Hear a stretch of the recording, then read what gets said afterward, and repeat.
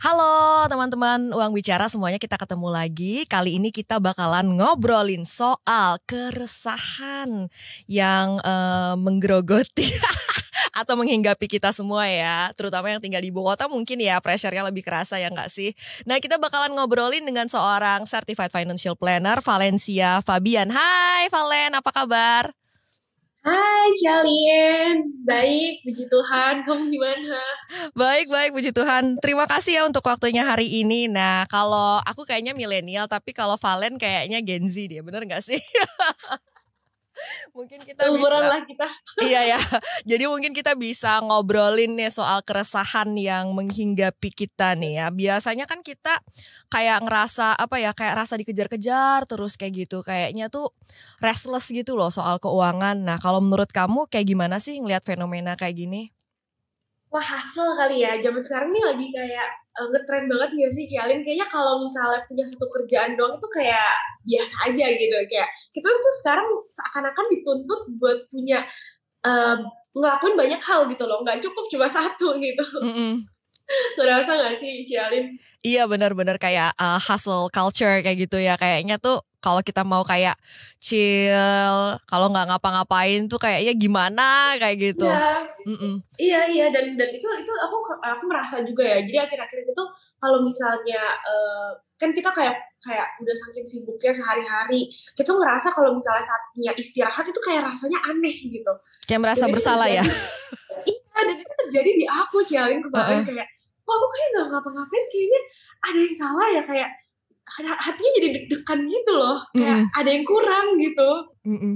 Iya. gitu. Jadi Cialin pernah ngerasa kayak gitu nggak sih?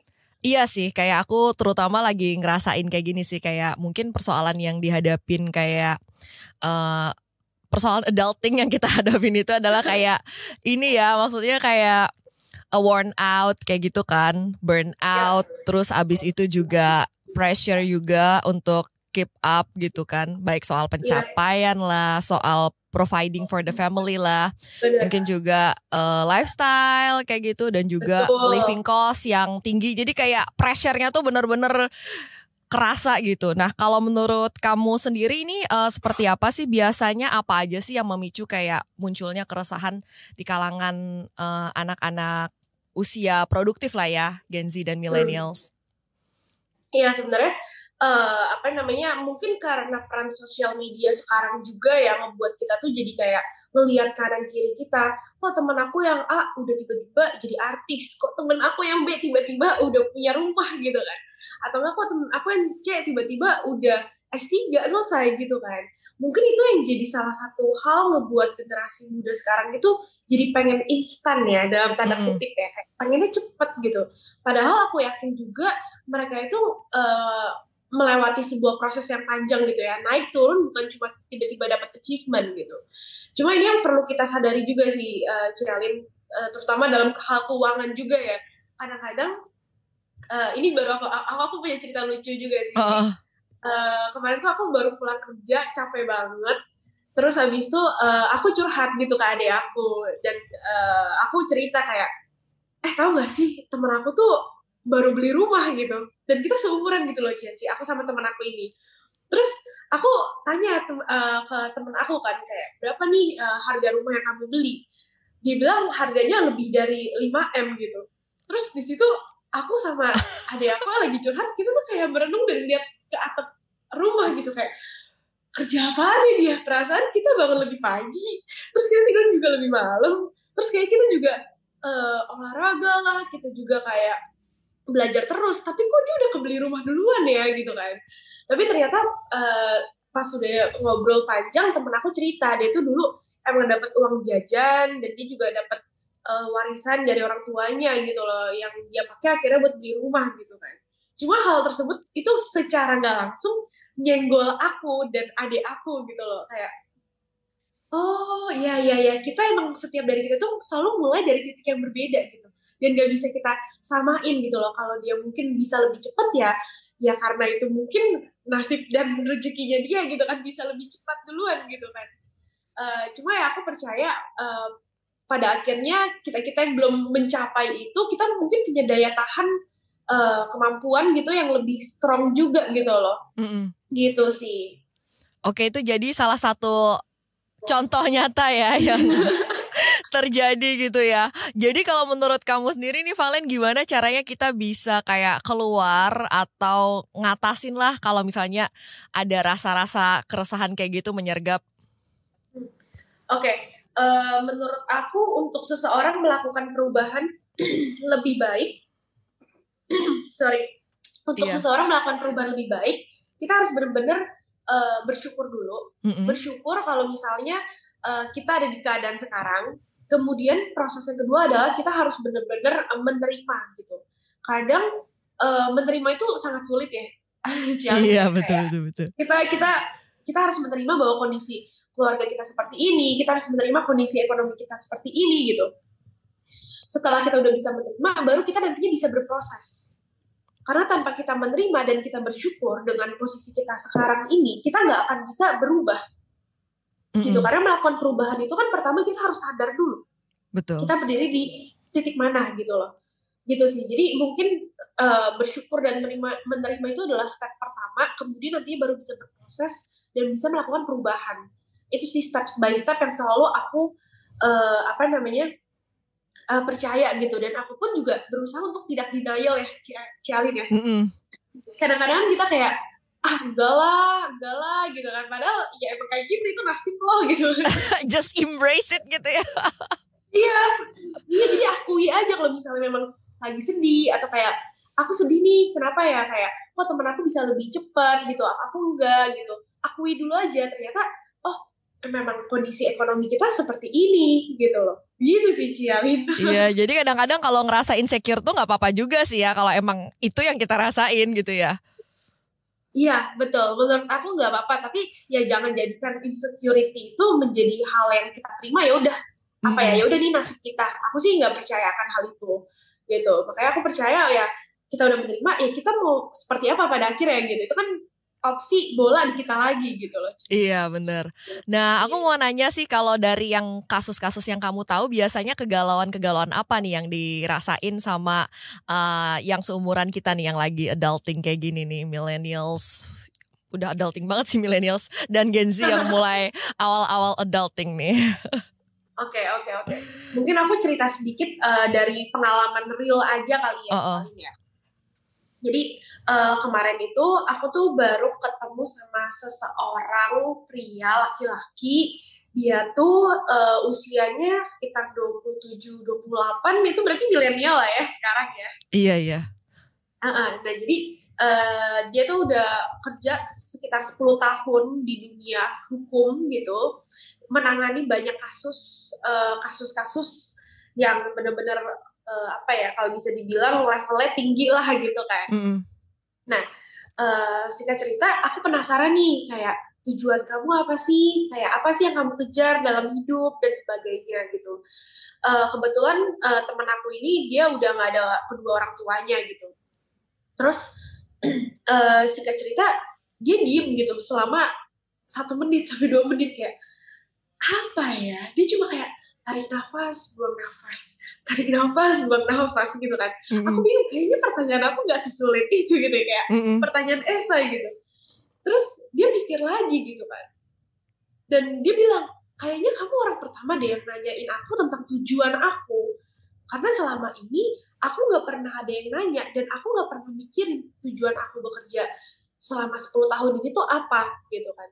Terus aku makin bingung kan, kayak orang ini tuh menangani banyak kasus yang harganya udah level tinggi juga gitu loh, Cial. Kenapa dia nggak pernah mikirin buat diri dia sendiri? Nah, pokoknya pulang dari pertemuan tersebut, dia tiba-tiba ngechat aku, Ci. Dia bilang katanya, Len, aku dapat nih jawabannya. Selama ini aku tuh nanganin kasus-kasus yang harganya mahal-mahal itu, yang maksudnya value-nya tinggi, yang ngebuat aku tuh jadi takut untuk ngomongin uang. Karena dia melihat orang itu mencari uang itu dengan cara yang mungkin kurang baik. Sehingga dia juga dia juga nggak pengen gitu untuk menjadi seperti orang tersebut gitu loh. Iya. gitu kan. Jadi kayak jadi kayak ya dia punya itu. mindset tertentu terhadap uang gara-gara dia banyak bersentuhan dengan kasus-kasus gede yang libatin uang gede Iya. ini ya, dan kasus-kasus hukum Yes. pastinya ya. Betul Ci, makanya itu dia kayak kadang-kadang kita kan kayak kita kerja tujuan untuk cari uang, pengen kaya gitu kan. Tapi badan kita itu kayak menolak gitu loh. Jadi kadang-kadang pikiran dan hati itu nggak selaras gitu. Pikiran maunya ya, tapi hatinya kayak aku nggak mau kayak dia gitu. Sedangkan badan sama pikiran kan nggak akan mendorong kita ke hal-hal yang memang kita nggak suka. Setuju gak sih? Iya, jadi betul. Ya ibaratnya oke, kita semua pengen punya banyak uang, tapi dia harus membedakan nih banyak uang dengan cara yang baik atau cara yang tidak baik. Iya, jadi secara nggak sadar itu kayak dalam dirinya kayak semacam melakukan penolakan terhadap uang ya kan? Yes, itu dia sih poinnya. Akhirnya kayak ketika kita bisa membedakan ya Ci, kayak ini aku pengen dapetin uang bukan dengan cara yang gak halal, tapi aku pengen dapetin uang dengan cara yang baik dan betul dan benar gitu ya, gak merugikan orang lain. Akhirnya kan badan kita dan pikiran kita ke depannya besok-besoknya juga akan membawa kita, mendorong kita gitu kan, lewat conscious mind kita untuk jadi kaya dengan cara yang baik gitu loh Ci. Iya. Gitu.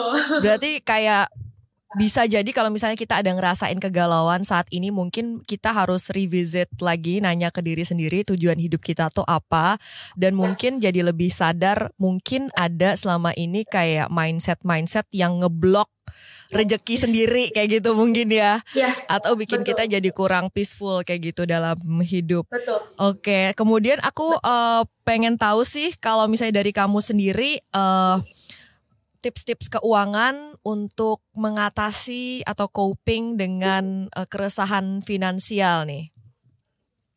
Oke, tips keuangan ya. Iya, mungkin keuangan plus juga ada tips-tips psikologi mungkin yang bisa kita aplikasiin juga. Kadang-kadang kan keuangan ini erat banget sama psikologi sebenarnya. Oke. Mungkin aku punya 2 tips kali ya terkait keuangan ya Cialin ya. Yang pertama itu, Cialin pernah dengar gak sih kayak orang-orang tuh bilang kayak aku gak kaya gak apa-apa, aku mah gak punya banyak uang gak apa-apa, ya udahlah. Pernah dengar gak sih? Iya benar-benar. Somehow aku juga tuh certain level kayak gitu loh. Iya. Aku yakin sih, maksudnya semua orang pasti ada pikiran negatif dan kadang-kadang tuh bisa muncul gitu. Tapi menurut aku ya, kalau misalnya kita mikirnya kayak nggak perlu kaya, ya pertanyaannya kita ngapain masih kerja? Iya dong. Iya dong, bener dong. Karena kan kita kerja sebenarnya nyari uang, artinya ya sebenarnya tanpa kita sadar, kita sebenarnya pengen lebih punya banyak uang. Setuju ya sih? Betul. Betul ya. Nah, menurut aku juga money solve money problem. Banyak hal di kehidupan kita yang bisa diselesaikan dengan uang. Betul. Tapi ya memang harus di take note kalau misalnya uang itu nggak secara instan bisa menyelesaikan masalah hidup kita gitu loh. Money not instantly solve the problem sebenarnya gitu juga kan. Iya. Nah, betul dong. Karena kadang-kadang Jalin juga aku yakin pernah dengar sih, uang yang didapetin secara cepat kadang bisa hilangnya juga cepat. Iya. Easy comes easy goes ya. Iya, dan uang yang mungkin dapetinnya lama, kita mungkin jadi cenderung lebih menghargai uang tersebut. Setuju dong sih? Nah, makanya banyak orang nih yang punya banyak uang, dia nggak tahu cara pakai uangnya gimana. Gitu. Karena menurut aku, ketika punya banyak uang, itu sebenarnya poinnya adalah gimana caranya kamu menggunakan uang tersebut. Gitu. Karena pada akhirnya uang itu nggak bisa membeli kelas. Bisa aja ya Ci, uangnya banyak tapi gayanya alay gitu kan. Kayaknya nggak eksklusif gitu kan.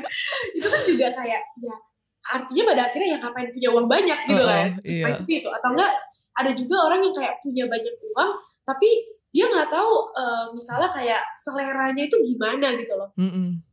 Gitu. Atau taste-nya gimana, misalnya kayak sesimpel aku punya banyak uang nih tapi beli HP, ya udah HP-nya yang limited fiturnya gitu kan, sehingga nggak membantu juga gitu kan, karena dia nggak tahu nih teknologi zaman sekarang ini udah keren banget sampai bisa mungkin ya menggunakan AI dan seterusnya, dia nggak tahu hal itu.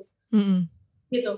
Nah, jadi kayak menurut aku orang yang bilang dia nggak butuh uang banyak atau dia nggak mau jadi kaya itu as simple as dia nggak tahu caranya menggunakan uang gitu. Padahal dengan punya uang banyak, kita bisa mendelegasikan tugas kita. Kita bisa bangun perusahaan, misalnya hire orang yang terbaik, punya tools atau teknis yang terbaik, yang terbagus seluruh dunia gitu kan. Iya. Gitu. Setuju gak sih Ciali? Iya benar-benar. Jadi kita bisa dapat in exchange, dapat waktu lebih quality kayak gitu ya mungkin. Yes, kita bisa mendelegasikan uang kita dan kita bisa transfer tanggung jawab kita dulu gitu. Mungkin kita bisa punya orang yang bantuin kita di rumah atau mungkin punya driver gitu kan. Kita bisa delegasi tugas kita gitu karena punya lebih banyak uang gitu kan. Iya benar. Nah, balik lagi nih poinnya adalah tahu nggak sih caranya kita menggunakan uang tersebut? Karena kalau nggak tahu ya emang uang bukan apa-apa gitu, cuma alat doang gitu loh sih. Iya. Berarti jangan deny kalau emang deep down ada being rich, gak apa-apa gitu. And misalnya to live our rich life kayak gitu kali ya. Yes. Okay. Being rich mah pasti semua orang mau ya, tapi mungkin yang salah itu mungkin pengen terlihat kaya untuk orang lain gitu. Oh iya benar-benar, make it personal ya, kayak enjoying life according to what you really want gitu ya. Yes, setuju Ci. Nah ini ada pertanyaan yang lucu juga nih, menarik nih. Kan sekarang lagi banyak mungkin ya kita lihat juga konten-konten berseliweran nih bilangnya semua akan indah kalau ada uangnya. Mau minta point of view kamu dong soal ini nih. Emang iya sih semua indah kalau ada uangnya. Ya memang benar sih Ci, itu mah gak bisa dibantah kayaknya ya. Kita sesimpel gini sih Ci, kayak aku juga kemarin ya abis pulang nongkrong gitu kan, terus kayak uang mah ada gitu ya di rekening ya, tapi kan kita jadi mikir ya, wah uang di rekening sisa segini, mendingan naik motor apa mobil ya. Iya kadang-kadang kayak misalnya lagi capek banget gitu kan, harusnya kita udah tahu biasanya kita misalnya naik public transportation yang mungkin agak bikin kita harus desak-desakan dikit, misalnya naik kereta atau misalnya naik taksi ini yang lebih comfort gitu kan, kayak gitu kayak daily struggle lah ya, decision making gitu ya. Terus gimana Valen? Iya itu dia sih, jadi kalau misalnya dibilang kalau misalnya semua akan indah pada waktunya ya aku setuju sih ya, maksudnya harus ada uangnya gitu, karena dengan punya uang kita punya opsi sih Ci. Pernah gak sih Ci kayak ngerasa mungkin di awal-awal Cialin kerja juga ya, makan, Cialin pernah gak sih ngelewatin masa-masa yang kayak mau makan di restoran terus kayak ngeliatinnya harganya bukan menunya? Masih sampai sekarang juga masih. biar nggak kesel sama diri sendiri pas bayar, kayaknya ini pesannya kebanyakan nih, kayaknya pesannya kurang wise. Iya makanya kan, cuma kan kadang-kadang mikirnya kayak aduh uangnya kan, yang dipikirin uangnya bukan keinginan kita gitu. Iya. Dan itu kayaknya rasanya gak nyaman gak sih Cialin? Iya sih, kalau misalnya kita cuma bisa fokus misalnya beyond money tuh enak sih, misalnya kayak okay, money is not a problem anymore. Iya enak banget, kita juga pengen gitu ya. Iya bener banget. Nah salah satu yang bikin kita resah dan juga banyak nge-trigger financial worry itu kan soal masa depan ya. Nah kalau kamu sendiri nih kayak gimana, mungkin buat anak-anak muda yang sekarang misalnya punya kesempatan waktu lebih banyak untuk langkah-langkah apa nih yang perlu mereka persiapin biar nanti enggak terlalu banyak kekhawatiran, kegalauan soal masa depan tapi udah di usia yang misalnya udah mateng banget gitu. Oke, ini kayaknya pertanyaan untuk Cialin juga kali ya. Iya benar. Aku mau tanya pandanganmu juga abis ini ya, kayak maksudnya apa sih yang harus dilakukan oleh banyak umur 20-an sekarang supaya nggak nyesel gitu. Cuma kalau aku ya Cialin, kan aku juga masih berproses dan aku juga masih belajar gitu ya. Dan aku juga punya beberapa mentor yang usianya mungkin lebih dulu dibanding aku untuk kasih aku saran gitu. Iya. Nah, mentor aku tuh selalu berpesan aja sih bahwa kita tuh hidup itu sebenarnya tentang input, proses, dan output. Gitu. Artinya apa nih? Input apa yang pengen kita kasih makan ke pikiran kita, ke penglihatan kita, dan apa yang kita dengar gitu loh. Karena itu akan menjadikan sebuah output dalam hal kata-kata, dalam hal perlakuan dan habit dan karakter pada akhirnya. Gitu. Makanya sesimpel kayak siapa yang aku follow di Instagram, siapa yang aku misalnya liatin setiap harinya gitu kan. Kemudian apa yang aku makan untuk tubuh aku, apa yang aku dengar, menurut aku itu akan jadi hal yang krusial yang nantinya aku proses dan bisa menjadi output yang luar biasa. Gitu. Gitu sih Cialin. Jadi ya kayak aku nih misalnya follow Cialin terus kan, wah aku jadi ngerti nih hal keuangan gitu kan, aku jadi tahu nih tips and trick yang mungkin aku bisa lebih bijak lagi dalam ambil keputusan gitu. Karena ya orang-orang kan pada bilang 20 banyak salahnya, banyak-banyaknya udah gagal aja berkali-kali gitu. Tapi menurut aku zaman sekarang banyak hal shortcut yang bisa kita lakuin dengan cara ya temenan nih, kayak aku temenan sama Cialin di Instagram gitu kan. Jadi aku tahu nih hal-hal bijak yang memang udah kamu lewatin dan akhirnya kamu bisa berpikir seperti itu gitu loh, Ci. Iya benar-benar. Karena kan ya jadi nggak harus ngelakuin kesalahan yang dulu kita bikin gitu kan. Kayak bener kayak kamu bilang shortcut.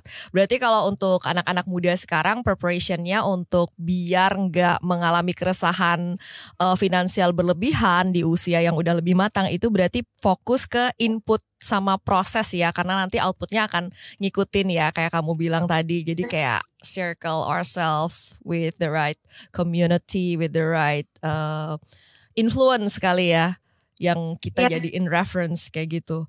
Nah Valen, sebelum kita tutup bincang-bincang hari ini di Uang Bicara, boleh kasih closing statement nggak terkait dengan tema kita hari ini, keresahan finansial? Closing statement ya. Iya. Oke. Udah selesai gitu ya. Jadi supaya nggak galau finansial kali ya. Jujur aku akhirnya sekarang menjadi konsultan keuangan karena dulu awalnya galau finansial Cialin. Jadi dulu aku sempat merantau, abis itu aku juga berjuang buat hidup aku gitu kan. Akhirnya bisa menghasilkan uang, tapi di situ ada masalah baru, dimana gimana ya cara merencanakan uang.